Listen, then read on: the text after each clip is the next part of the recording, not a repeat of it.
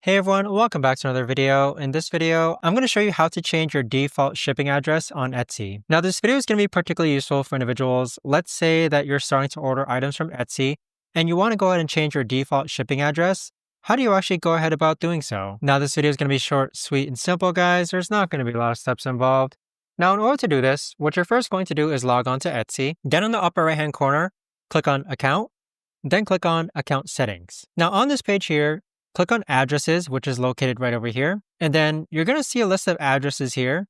Right now it's blurred out, but go ahead and click on Edit on the address which you want to change the default address to. Scroll down, then you're going to see this checkbox here that says Set as Default, and then click on Save. Additionally, you can click on Add a new address, enter your address here, and then same thing, click on this checkbox, and then click on Save. But that right there, guys, is the best and easiest way that I know of to actually go ahead and change your default shipping address on Etsy.